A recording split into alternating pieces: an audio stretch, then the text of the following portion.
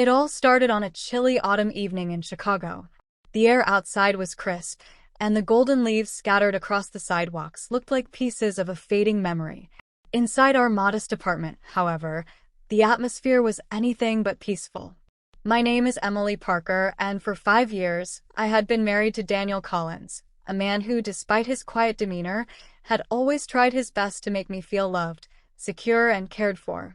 But sometimes, when life becomes too routine, we fail to see what's right in front of us. That night, I let my frustrations boil over. I had been scrolling through social media, seeing old pictures of my ex-boyfriend Ryan, who always seemed so adventurous, spontaneous, and carefree. He was the type of man who whisked me off on late-night road trips and surprised me with flowers when I least expected it. Daniel, on the other hand, was stable, consistent, and perhaps too predictable. When Daniel came home from work, tired and carrying groceries, I didn't greet him with warmth. Instead, I let a careless, cruel sentence slip from my lips. "You know, Daniel, my ex treated me better than you do." The words hung heavy in the air. His face fell, and for a moment, he looked like I had ripped the ground out from under him. "Is that so?" he said quietly, his voice steady but wounded. "Then I guess you've made your choice." Before I could even register what was happening, he placed the grocery bags on the counter, walked into our bedroom, and within minutes, came out with a small duffel bag. I stood frozen, my phone still in my hand, as he walked toward the door. "Daniel, wait. I didn't mean it like that," I stammered, suddenly realizing the gravity of my words. But he didn't yell. He didn't slam the door. He simply turned to me, his eyes clouded with disappointment and heartbreak, and said, "Emily, sometimes the worst wounds are caused by the people we trust the most. Take care of yourself." And just like that, he disappeared from my life. For days, I expected him to come back. I thought maybe he would cool off and return. But weeks passed, and then months, and there was no word from him. I called, texted, even went to his workplace, but he had transferred to another branch. Mutual friends told me he had moved out of the city entirely. At first, I was angry. How could he just leave without fighting for our marriage? But slowly, that anger turned into regret.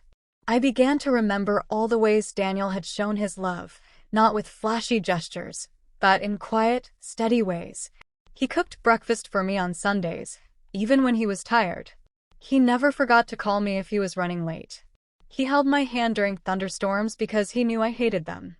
He might not have been spontaneous like Ryan, but he was reliable, kind, and loyal.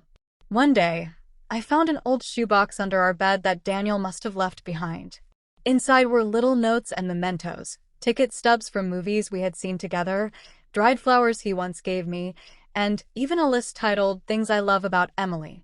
The list had over 50 items on it, ranging from her smile when she's sleepy to how she never lets me leave without a kiss. That was the moment the guilt hit me like a tidal wave. I had compared the man who gave me his heart without conditions to a memory of someone who never truly valued me. Life moved on, but the emptiness remained.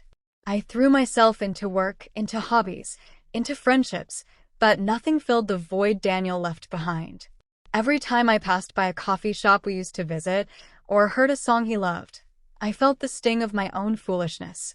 Years later, I heard through mutual acquaintances that Daniel had built a new life in Seattle. He had started a business, was doing well, and most importantly, had found someone who truly appreciated him.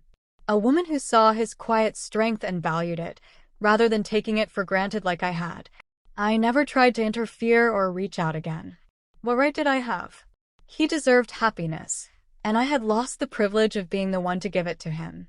Now, when I look back, I realize that sometimes the things we think are missing in our lives are actually right there, steady, dependable, and waiting for us to notice. But when we fail to appreciate them, when we let our own selfishness blind us, we risk losing everything. Daniel didn't disappear because he stopped loving me. He disappeared because he realized I no longer valued the love he had to give. And that is the weight I carry with me, the knowledge that I had a good man, and I let him slip away with a careless sentence.